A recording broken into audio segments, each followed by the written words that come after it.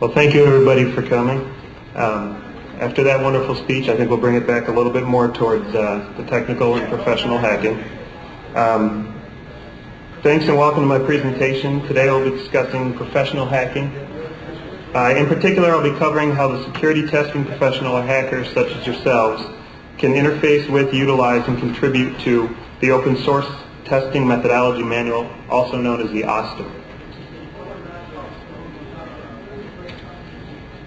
Normally this presentation is about 2 hours long, but due to time constraints, I have to squeeze it into about 40 minutes. So if I go too fast or you need additional information, please make note of it. Ask me at the end in the Q&A session so that we can get through it all by the end. I'll also be available after the presentation and throughout the remainder of the conference, so feel free to grab me and ask questions. So the audience I have here at this conference is very broad. You folks are the entire gambit of security professionals. Novice hackers, technology visionaries, malicious hackers, federal agents, security professionals, system administrators. We got the whole thing here. It makes it very difficult for me to attempt to make this presentation fit all those levels. So there will most likely be parts that are going to be too technical for some folks and some parts that are going to bore some or most of you. So please bear with me if this happens, and we can get together for more questions afterwards. So these are the topics that I'm going to cover. Overview of the security testing profession and the OSSTM itself. This section will include a brief synopsis of the security testing field today, as well as background on the Idea Hamster organization that houses the OSSTM. Idea Hamster originated the idea for the OSSTM, and I will also give a background on the OSSTM itself. From there, we will briefly touch on privacy law and how the OSSTM tries to cover and be responsive to as many laws internationally as possible. Then we will get into the meat of the presentation with the section entitled Planning an OSSTM Security Test. It is obvious what that section is about. Then we'll go over in some detail the testing process that has to be covered to be an OSSTM certified test, and evaluation of that output and results, and finally the Q&A. So just what the hell is an OSSTM anyhow? Let me take a step back and give you a little background on myself. I'm the director of the Knowledge Transfer Project of the Idea Hamster organization and have been involved with it since its inception in January 2001. Basically, this just means I spend my time figuring out how to get the word out about our project and our open source manuals to people like yourselves. Idea Hamster is not a profit-making company or organization. Instead, we're a house for open source projects. So all the travel, lodging, everything comes out of our own pockets to do these presentations to you guys to try to get people to sign up and help this thing grow. I'm also a primary contributor to the OSSTM itself, and I have helped on many of the modules and given significant feedback in the peer review process of the manual. I'm co-founder of a company called Security Sciences Corporation, as well as a freelance security consultant to both government and private industry. The Idea Hamster organization. It's an organization dedicated to the development of security standards through the open peer review process. The organization is an independent third party and receives no money or benefits from any commercial means. Anyone is allowed to comment, criticize, and contribute to any of the projects or submit new ones. Whether or not the project becomes a standard is purely up to peer review and overall acceptance through non-commercial and non-political means. It means you guys make these things real. You guys make these things grow and become solid. We were established January 2001 as simply a small idea. We let the hamster run free and many projects grew out of it. The list of projects is always growing in a state of flux. Currently we have the Open Source Security Testing Methodology Manual, the one I'm going to talk about today, the Jack of All Trades Security Testing Training Supplement, which is a technical training supplement to the OSSTM itself, the Secure Programming Standards Methodology Manual, which is a supplement to the OSSTM for the development of secure code for Internet applications, and some OSSTM tools that are also in development. These tools are all GPL tools and are all released open source to support the adoption of the OSSTM. All Idea Hamster projects maintain a simple theme surrounding information security and best practices. All documents written use an open peer review process which allows all professionals in the field to comment and or review each other's comments for inclusion into the document. Idea Hamster itself is independent, non-political, non-profit, simply the organization of the peer review process, the coordination of the data, and the hosting of all the information. The rest is up to you guys. So the OSSTM project. The Open Source Security Testing Methodology Manual, OSSTM, is the first and most widely accepted standard in the development for the security testing of Internet systems and networks. It's been downloaded by over 1 million individuals worldwide since its inception, with a lot of collaborators, and currently being translated into 5 different languages. The OSSTM is truly an expression of expert collaboration, of expert knowledge. The OSSTM is rapidly becoming a standard for security testing industry-wide. It has been adopted by a good portion of the companies that test Internet security, mainly because the methodology is so solid. Since there are over 100 contributors from all different companies, agencies, and walks of life, the OSSTM is truly a merging of information into a single best practices document. The OSSTM is currently 93 pages of information, checklists, and templates. I have a hard copy with me if anybody wants to see it. The OSSTM offers a certification seal for those who complete a thorough security test according to specific sections of the manual. That way your customers know that you've completed the test with the best practices in mind, and they can see the methodology that you use to do those tests. As legal best practice and commercial information changes and is shared amongst the security community, it will get incorporated into the OSSTM. This will result in a greater number of templates and aid to help accelerate the security testing process. New modules are being added even today to deal with emerging technology as well as obscure and optional facets of testing. Since this is a living document, the OSSTM needs professionals like yourselves to contribute time and ideas to the project. Help us continue to help the security community.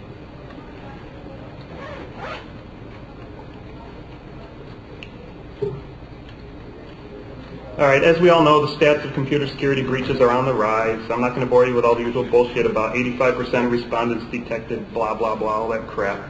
We all know it's going up. We also know the percentage of companies that claim financial loss is going up. Well, what can we do to help you guys as security professionals to bring down those stats? We formulate a standard for tests that is always updated, always current, always being reviewed by the practitioners themselves. And we take this standard and we GPL it. We have many companies, organizations, and agencies donating their time and some human resources to the OSSTM. One example would be the U.S. Department of Treasury Office of Thrift. There are other examples including MITRE Corporation, Da Vinci Consulting, VeriSign, and Interim. By being early adopters of the OSSTM, these companies recognize that it offers participants a consistent framework and clearly quantifiable results, thereby affording a level of assurance of the output quality, accuracy, and validity of the tests. End users have not seen this level of testing before. The U.S. Department of Treasury Office of Thrift is currently working with the OSSTM, considering making OSSTM certified tests mandatory for banking throughout the United States. This level of adoption is occurring throughout the world in many different government and private organizations in many different countries. So let's take a quick step backward here and cover what is exactly meant by security testing. What's the definition of a security professional? A security professional has to be one of the most difficult professions in the information technology field. A security professional has to know not a little bit about a few things, but a lot about everything. Security professionals have to be network architects, software tester, programmer, safety engineer, business manager, operations manager, marketing specialist, HR manager, incident response engineer, among other things. If you aren't proficient in all of these fields, you need to, at a bare minimum, communicate clearly and effectively to the organizations that are experts in the field. Without constant communication with those experts, your security tests are doomed to fail. The OSSTM has contributors from all of these fields and others.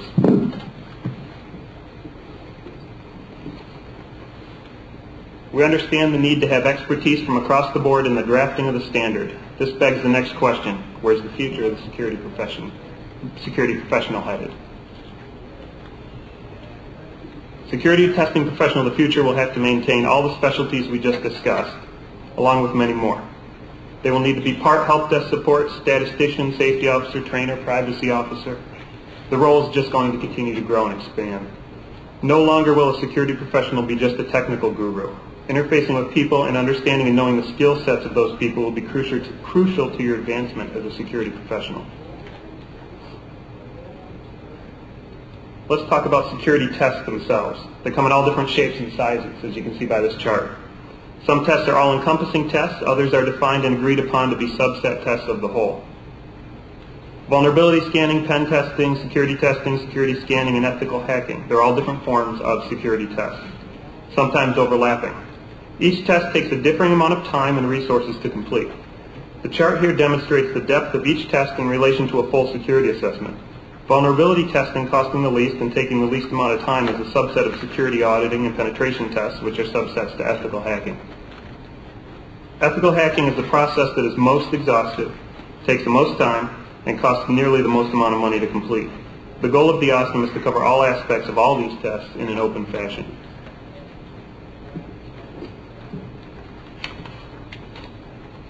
So I actually considered taking this section out because of the experts that are here, one of which I am not.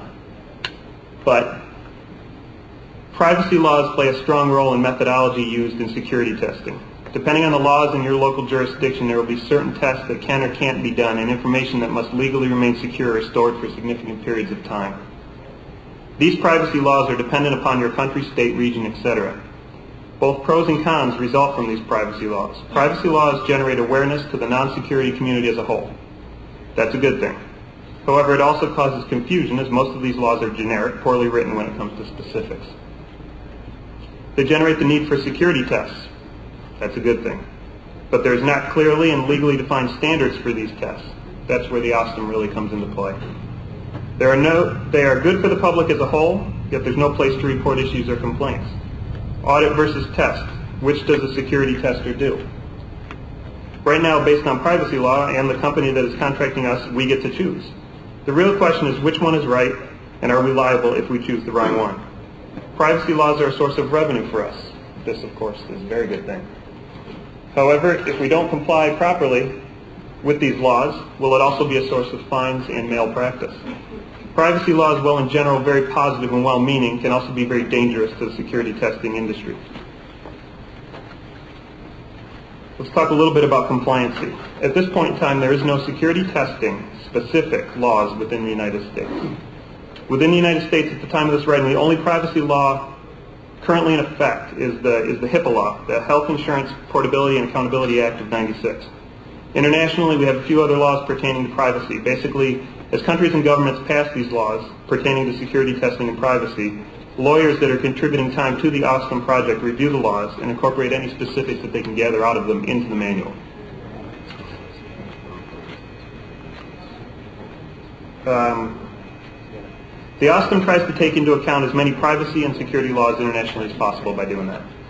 One point of interest here is the NIST, the National Institute of Standards and Technology, has recently released a paper on security testing. After release of that paper, they have been in discussions with us at Idea Hamster and have included the OSSTM in that next version of that paper, which is soon to be released. So as you can see, it's gaining ground nationally and internationally as attempting to become a standard.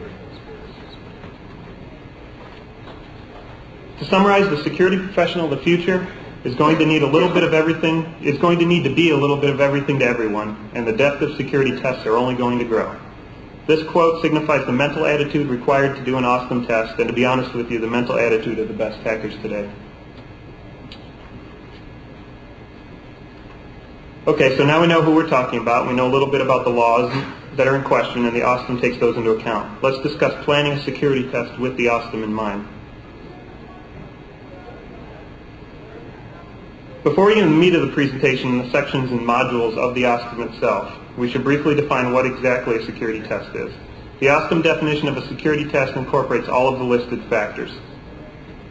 A security test must be quantifiable, consistent, and repeatable. Must be valid beyond the now time frame. By using the OSSTM, we give the tester and the customer a way of timing the validity of the tests that are performed. Each module is given a time that it will remain valid. That time can be measured, and an indication of when a test should be re-administered can be gathered. A security test should be based on the merit of the tester and analyst, not on the brand name. As I'm sure you are all aware, there are many companies out there that have the best and the brightest testers. Yet they lose the bid for the security test to a big 5 company simply because they're a mom and pop shop. What it really needs to come right down to is ability and merits of the tester and not the name of the brand. All tests must be thorough and compliant to individual and local laws, as well as the right to human privacy. By human privacy, we mean a moral and ethical code.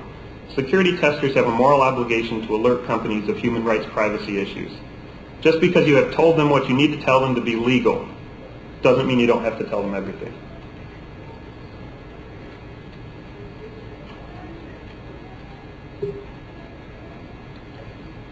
Security testing in practice is more of a practical look at what needs to occur for a test to be successful.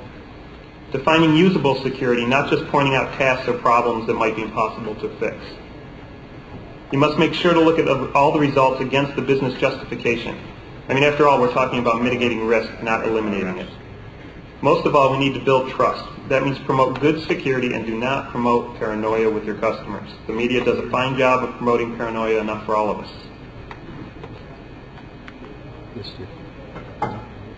So planning an OSSTMM security test. It's not necessarily as simple as, here, sign a contract and we'll hack your network. Although I'm sure a lot of private consultants and mom and pop security shops think it is. It's a very dangerous way of conducting your business. Planning a security engagement takes time. You need to understand many aspects of the customer's requirements and the engagement as a whole. From there, you'll be able to determine the time, man-hours, place, target, and their points of presence. This information is needed before you can even begin to give your potential customer a price quote. It's very difficult to give an average time for an OSSTMM test. One rule of thumb that has been submitted is for every 10 visible IP addresses and 1 tester, you can estimate 120 man-hours, including report generation. This is obviously debatable, depending on how automated the individual tasks are for each module and for your organization. Overall, the time can be determined from the number of targets, services and systems that need to be tested, and how big is the client's presence and what is the extent of the testing. Typically, the first step that's completed toward an OSSTMM security test is an assessment. An assessment consists of many sub-pieces that are all used in conjunction with one another to determine the overall cost and time of doing a full subset of security tests. Assessing the client is done either by remote unobtrusive scanning or by asking the client to fill out a questionnaire or both. What you are attempting to determine is the cost in man-hours and resources it's going to take you to complete the security test. These variables are primarily determined from your distance, hops, to the client, the reliability of both the internet links and the links between, the size of the client, and the presence that they have. The ISP that is providing the client's bandwidth should also be considered, as well as the systems and particular services to be tested. All of these pieces of information, combined with previous experience administering OSSTMM tests, should lead a security professional to a reasonably accurate time and resource assumption. Remember, as with any project management, time can be shortened by adding additional resources to the project.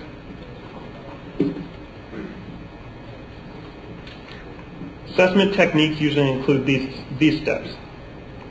Remember, the point of an assessment is to determine the cost in man-hours of doing the entire project, so to accurately project the price and a quote to the customer. The point of this step is not to do a full security test of the customer's presence. There's a fine line here between an assessment and a test. You need to do enough accurate work to get a proper estimate, yet do not do too much that if you don't win the engagement, you haven't wasted resources that could have been used elsewhere. Simple ICMP and TCP scanning should be used to scan the potential client's IP ranges. This will show you how many external-facing internet addresses may need to be tested during the engagement, along with some of the services that are being offered. DNS scanning should be used to look for any information leaks or IP address information. Routing review will help determine choke points for DOS and DDoS, as well as what ISPs and networks are between you and the target network. Network registration review, web crawling, search engine newsgroup crawling can determine additional information leaks and data for your assessment.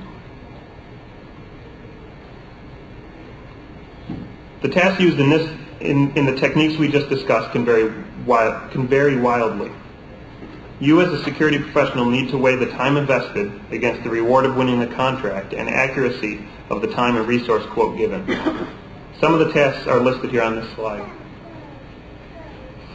For example, we can look at name server responses in the form of examining domain registry information, finding the IP block owned, and questioning the primary, secondary, and ISP name servers for host names and IP addresses. If the name servers are not properly secured, you might be able to get a list of all IP addresses and host names that are published externally.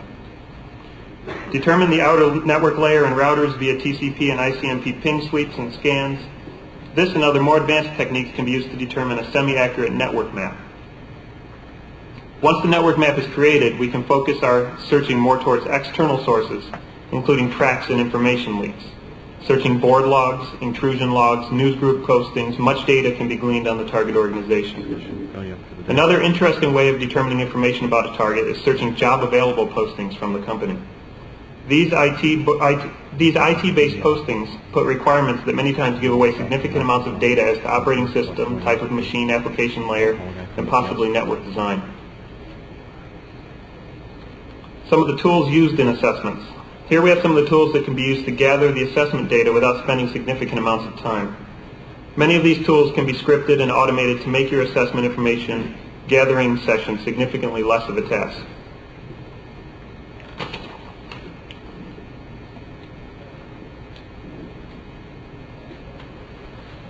So after you've spent time collecting the assessment information about the potential client, you might possibly be able to draw maps somewhat similar to this. Normally, the maps that are generated from a security perspective simply include the physical network devices and the interfaces to the public from them. Of important note on the picture we have here are the information gathering results. There are many more interfaces into an organization than just through the firewall. There's information leaks from the mobile office laptops, the internet results, the news group postings. All of this data, when combined and properly mined, can be pieced together to interpolate much more important pieces of data, the end result of which might possibly be the compromise of the client's information resources.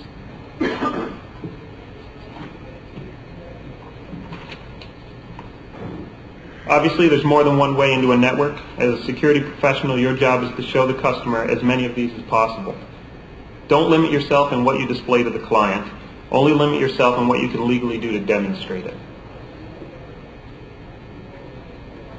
Now we move on to the true guts of the presentation, the security testing process done OSSTM style.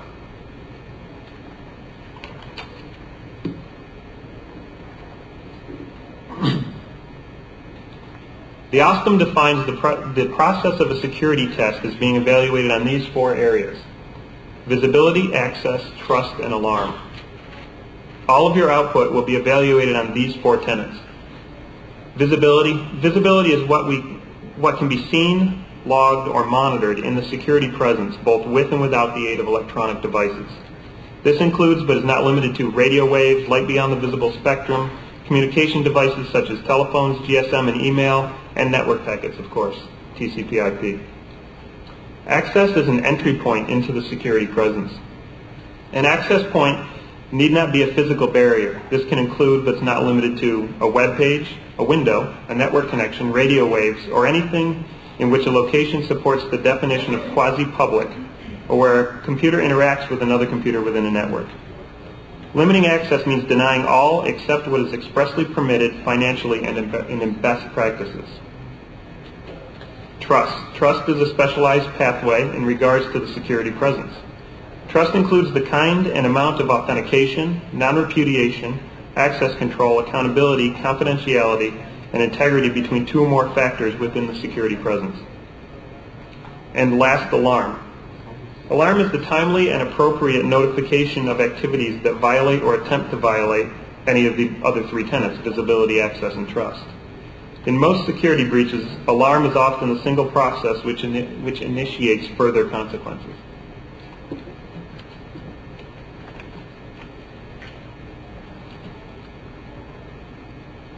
Again, we base the review on the visibility, access, and trust, and alarm of the data that we receive back. For example, low visibility might be less IP addresses showing to the external world. An example of access might be streaming media that your customer currently allows access to for the users. Is it business justified? Do they actually have a need for it? Do you have a high level of access just because? Or can it all be justified for business reasons? Trust. Does the customer have the appropriate levels of trust with only proper entities? And of course, are the alarms reasonable? If there are too many false alarms, the real alarms will be drowned out. Yet on the other hand, if there aren't enough alarms, you will be missing important data. So let's look at the security map. The security map is a visual display of the security presence. Within the OSSTM, we break the security presence into sections, modules, and tasks. The sections directly correspond to the 6 sections in this security map. These sections represent the security presence of a company: internet security, information security, physical security, communication security, wireless security, and security training. This is a close-up of those sections, demonstrating how they look as a whole. These sections are the whole security presence and model divided into manageable, testable slices. The connectedness of the map is also of significant importance. Everywhere the sections overlap, there is an overlap in definition. For example, where security training intersects all of the bottom three, communications, wireless, and internet security, it is understood that there has to be security training in each of those disciplines to the customer for a security test to be successful. Another example is physical security and information security. They overlap because if I can get into your server room with a boot disk, I've owned one or all of your machines. There is a distinct interaction and correlation between all of the sections that form a full security map for a security tester to go by. So let's go over each of the sections a little bit closer.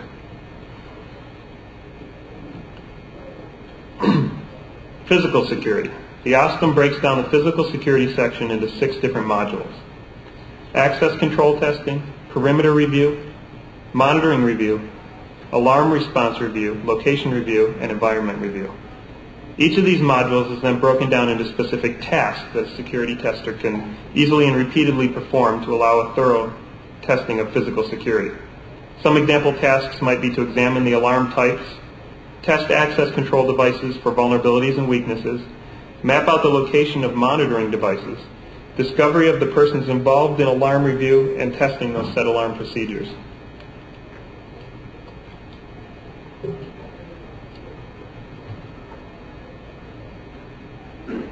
Before I move on to the next 2 sections of the OSSTM, I want to point out one of my favorite slides of the presentation. I've been doing security tests for quite some time now, many years in fact. The first time I saw this slide, it really brought together a lot of the information that had been in my head that didn't have a great way of being visualized. It also added a lot of pieces I hadn't necessarily thought of in reference to security testing. The majority of security testers stray down the path, always staying on the right-hand side of the flowchart, checking the network, port scanning, system identification, exploit research, firewall testing, IDS testing, and of course denial of service. Very few and sometimes only the best security testers take the time to do some of the more obscure tests such as competitive intelligence scouting, document grinding, containment measures testing.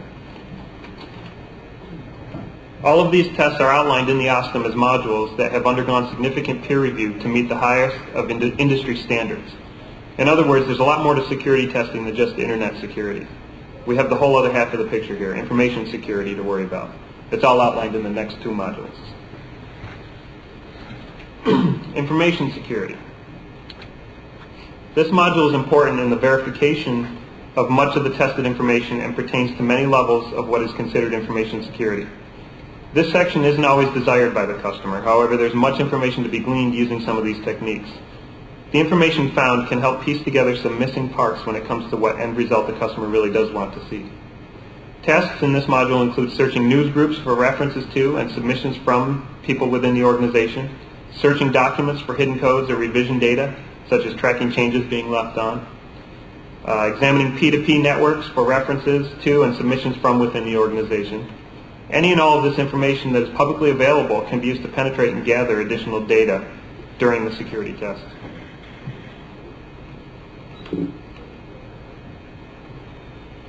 Internet security. I'm sure this is where the majority of you have played and quite possibly have your area of expertise. It's the largest of the sections in the OSSTM. We break down the internet security section into many modules: network surveying, port scanning, services identification, systems identification, vulnerability research and verification, internet applications, containment measures testing, password cracking, and DOS/DDoS. The OSSTM has taken peer review from professionals and hackers worldwide on each of these modules and the tasks that are involved to complete these modules. It really isn't the scope of this presentation to go into detail on each of these modules. I mean, you could talk for hours if you wanted to get to that level of detail. However, I implore each of you to go look at www.ideahamster.org and take a look at these modules for yourself and join in on the peer review process. It's your comments that help it to grow. www.ideahamster.org, or see me afterward. I got business cards if anybody wants them. So. Communication security. This section goes over the modules and tasks involved in gaining access privileges to the telephone exchange of a target organization. The section is broken down into PBX testing, voicemail testing, fax review, and modem testing. These modules do yield significant information in a majority of organizations. A lot of times this section is overlooked by companies. These tests include war dialing, brute force pin attempts, fax machine detection and location, and verification of remote dial and authentication mechanisms. Security training. I personally don't care for the name of this module. To me, should be called social engineering, which is really what it is. How do you test security training? One effective way is to attempt social engineering to see who's educated on it. The way that's suggested is through social engineering attempts. We've broken down this section into 3 modules: external requests, forged internal requests, and guided suggestion. As an example, external request module breaks into tasks such as querying gateway personnel over standard communications media when the gateway person themselves have the authority to grant access privileges to others. The forged internal request module involves impersonating a trusted person to subvert the internal person into disclosing information concerning the target organization. Guided suggestion module involves subverting trust via guiding the person at the other end of the communication medium into downloading or going to specific malicious internet locations and downloading specific content. Wireless security, grown significantly in the recent past. As such, the OSSTM has increased this module and task count in this section to match. Wireless security currently includes wireless networks, cordless communication testing, public and private privacy requirements, infrared systems. This module is going through constant review and testing as new techniques come into being.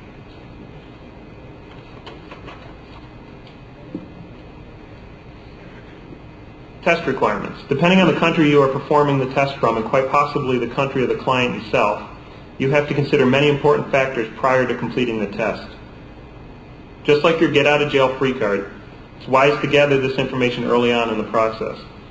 The company's name and legal address, as well as all contact information. This includes the lead tech resources, as well as the officers of the company that are sponsoring the project. You need to have both. Written legal contract with the target organization, your get-out-of-jail-free card, and sometimes, depending on the countries that are involved, a written legal contract with the hosting ASP or ISP. That's definitely something you need to consider if you're working in or around Europe at all. Does the customer require all of the OSSTM sections or just a subset of those sections? You need to define which of the security testing styles you will be performing and to what degree. You also need to define what your goals are going to be. These are the primary goals of an OSSTM test. By using the sections, modules, and tasks in the OSSTM, you will be able to assess the security of the organization as a whole while giving them proven best practices.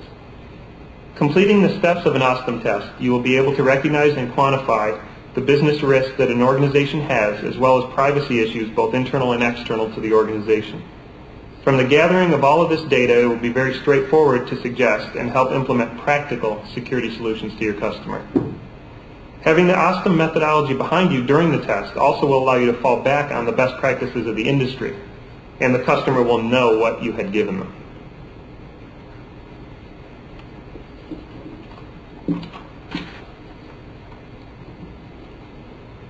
All right, let's talk about limits of a security test. You have to be sure many things while doing a security test, the most important of which is do not cause any unauthorized downtime and loss of revenue to the customer. That's very key. Doing so is very detrimental to your credentials as a security professional. Try not to lead the customer into a false sense of security and avoid the politics within the organization if at all possible. Be careful not to waste any resources of the organization in the form of unintentional alarm states. If it is a goal of the test previously stated during the goal outline stages, triggering alarm states and reviewing the responses is acceptable.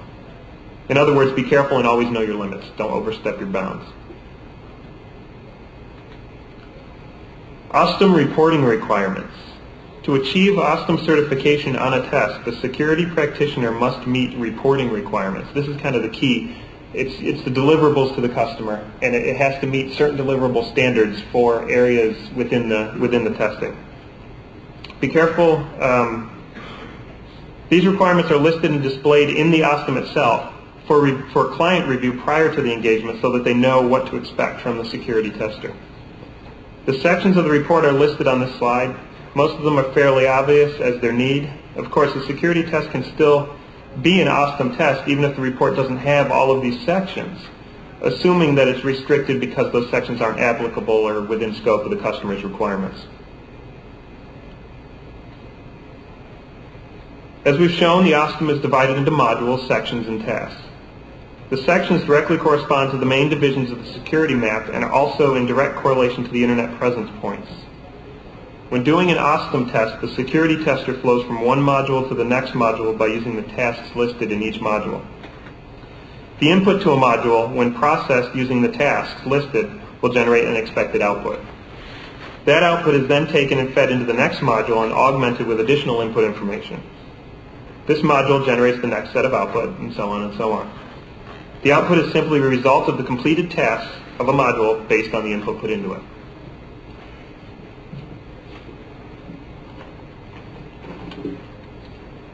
Here's a summary slide of the sections that we went through, along with each of the modules that make up those sections. If we really wanted to get into further detail, we could break this slide down into additional levels and write out the tasks that are defined within each of the modules. The flow would then be blatantly obvious as you'd see the input tasks, what was required for the input tasks, and the output as it flows from module to module throughout the methodology. So what happens if we do a module and it has no output? It doesn't necessarily mean that you did the module wrong. It could certainly indicate tester inability, but more than likely it indicates very tight security from the organization. It doesn't have to mean that either. It could mean that the module was not applicable to what the organization required, or that the output of the task has been improperly analyzed by the tester. If for some reason a test were to give you no output or incomprehensible output, it is the job of the tester and quite possibly co-testers to look over each other's shoulders and double-check the validity of the module results. If they come back valid, they come back valid. There was no output. So let's actually look at a module here. This is kind of the format and the template within the OSSTM for a module. Let's use the Internet Security section of the OSSTM as an example, since you guys know this stuff pretty well. At the top you can see the name of the module. For our example, within Section 1, that might say System Identification. Underneath that is the description of the module. For system identification, it would say something to the effect of system fingerprinting is the active probing of a system for responses that can distinguish unique systems to the operating system and version level. We then list the expected results for this particular module. We list the expected results because if you don't know what you're looking for in a security test, you're going to end up spinning your wheels looking for something you're never going to find. Our example of expected results for the one we're talking about is OS type, patch level, system type, system enumeration, and internal system network addressing. Finally, at the bottom is a list of the tasks to perform to complete the module. The inputs to the module would have come from previous modules, while the outputs gathered from this module feed into future modules in your test. Since we're doing system identification, some of the tasks listed in the OSSTM for this module include examine system responses to determine operating system type and patch level, examine application responses to determine operating system type and patch level, search job postings for server and application information from the target, etc. Process of a security test. Definition of the process types of an OSSTM test. Just like any good security test, you can break up the modules and tasks into two categories. Passive and intrusive attacks. Passive attacks will not affect or trespass on the target systems at all. No degradation of remote services in the least. Intrusive attacks will trespass on target systems or networks and quite possibly can degrade or utilize services. Dedicated sniffer box being attached to the network and appropriate checkpoint, passive attack. SYN flooding the web server to discover the ability of the router and end server to handle high traffic loads or essentially DOSing their network, intrusive attack. Evaluation of output. This is a very important piece of the security puzzle. You need to understand how to evaluate all the output based upon the tests that are completed. So let's take a quick look at the evaluation process. I'm running low on time here, so I'm going to fly through this. Again, we go back to the four tenets of visibility, access, trust, and alarm. When the output is returned from each of the modules, a good security tester will evaluate it on its visibility. I know none of us in this room has ever had a company or organization tell us, oh, that machine, yeah, we don't publish that machine's IP address, so nobody knows it's there. Well, it's visible and has high visibility to anyone who is actively searching the company's IP address space. So knowing the ports, types of systems, all of your output should be looked at for its visibility to an external source. Access. Access, as the data is returned from the modules, we need to evaluate it against its accessibility. Do you really need access to web, or do you really need web access to MP3 files for your internal users? Do you really need streaming media from CNN.com? All data must be evaluated against access. Is it business justified is basically the question you need to ask yourself and the customers. Trust. How much can people trust your systems to be up? How much can they trust the integrity of the data that you are sending them? Some pieces of the puzzle include authentication before data is submitted, non-repudiation of the data, access controls of the data, and data confidentiality. Do the business partners have a higher level of trust than they should, or are they limited to what they really need to know? And last, alarm. From my experiences, quite often this is the weakest link in an organization's security measures. Too many false alarms, the true alarms are going to get drowned out. Too many alarms, and you're bound to be missing some of the right ones, some of the true ones. There's a fine line to the alarm quantity that meets but does not exceed expectations. Make sure the company is not crying wolf. Also note what alarm systems are being used and if they are adequate to catch the output that is coming from the modules. Conclusions. In conclusion, the OSSTM is the industry's attempt to legitimize the security testing profession. Make the professional live up to the standards of the best and the brightest security testers that contribute to the manual on a regular basis. If you read the manual and determine there is something that we're missing, submit it. If you've read the manual and determine there's something in there that shouldn't be there, submit it. And last but not least, if you like what you see, join the peer review process and check other people's submissions. Please take the time to visit www.ideahamster.org. Join the mailing list and the peer review process. Thank you for your time.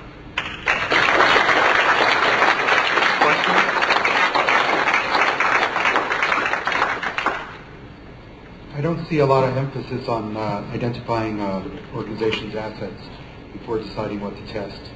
Is that one of the modules? It's incorporated across the board in a few modules. If you go down to the task level, it may be something that we should expand on. I seriously consider that as something that should grow into potentially a module of its own. And I also see an emphasis on the outsider risk, That's correct. attacker, and not the insider threat. That's correct. It is predominantly targeted at outsider threat. It's not necessarily something you'd use on an internal security audit, although it could be applied there. Also, I'm not sure I see a lot of explicit review of policies and procedures. Is that at the task level, it gets down to that. I can only break it down so far in an hour. Like I said, this presentation, it's 3-4 hours long if I want to go all the way down into it. So. Hi, I know you talked a lot about local laws and geographical laws applying. I just wanted to know, is that really more where the client is located or where the testers are located, or sort of you have to hear both? It's both. It's absolutely both. The laws part is something that actually I don't know enough about, and I think a lot of the testers and a lot of the people contributing don't necessarily know enough about. We have a few lawyers that contribute, so as the laws come out, we try to incorporate them as best we can, but we could use any additional resources that people can donate in that area. I haven't looked at the OSSTM in about 9 months or so. A lot of changes. I can imagine. Does it include any guidelines or any modules dealing with third-party interactions with the customer that you're testing? Like potentially business partners or... Business partners yes, not specifically in the essence that it would say this is a module pertaining to that, but again, that's something that's folded in a kind of a theme across, because you have to evaluate all your output based upon the trust tenant. Right. So a lot of that... If you have something like if you're doing a full penetration testing and a business partner has access to your customer network, does it deal with how far you can go as far as accessing, as far as getting into the partners' areas? Not per se. Not per se. It's definitely something that you could submit, though. Hi. You have alarm, but you don't have response to the alarm as a whole category. You have a list of what services are on or off, but you don't have the contingencies and the analysis of the control of those services. So let's say there's a news story and you want the streaming stuff to come in because you want to be able to analyze who controls turning it on and off and their ability to turn it on and off, and what are your responses when the alarm goes off. Right. Alarm is something you evaluate your output based upon. It's not that it's a module per se. So if you look at physical, let's look at physical security piece of it. Some of the tests are to trigger the alarms and look at the responses. So I think what you're talking about is task level stuff, then you evaluate it based upon the alarms. Does that make sense? Yes, but I'm saying you don't have an analysis of the response structure. Let's say it was a fire. I would have to look the through alarm, you have the detectors, you analyze the stuff, you don't have how do we evacuate the building, what things need to be saved, who is it that does it, where are the wardens, you know, the whole structure involved in how to respond to the alarm after it goes off isn't being analyzed. Catch me afterward. I have the hard copy. We can go through. I bet you there's going to be tasks in there that address that. I don't know the task level. I don't have it memorized. I mean, it's almost a 100-page document. Sure. But I'll bet you there's task levels that go over that. One of the biggest things that I've run into, I actually work for a company that has HIP considerations for medical information. Have you specifically started to address the section concerning HIPAA? One of my biggest concerns in that particular area is going to be the safe harbor clause for people that provide hosting services. We provide portals for medical information. And unfortunately, I think for our network, our security guy he's a policy writer. He basically has stood up and said, well, since we're doing portal hosting, then we can fall under safe harbor. We don't really need to worry about this stuff. I told him before, but I mean, what do we? I mean, how do we convince people that that's just bullshit? I mean, we need security. Well, they can't. I honestly don't have too much of an answer for specifics on that. Again, I'm not a lawyer, so I've glossed over the HIP laws, and I don't know them nearly to the degree that you guys will probably know them. But in essence, we try to incorporate the pieces of the laws that say hold data this amount of time. If they're in effect as a law, we have to do them. I mean, whether they're right or wrong, majority of the time they may not be right, and I agree with you completely. But we have to include them in the methodology of something that we have to do until we can get them taken out. Once they're removed, we can remove them from the document, absolutely. But I don't have any notes on that. I think we might be at anyways. I have 3 minutes. Okay, thank you.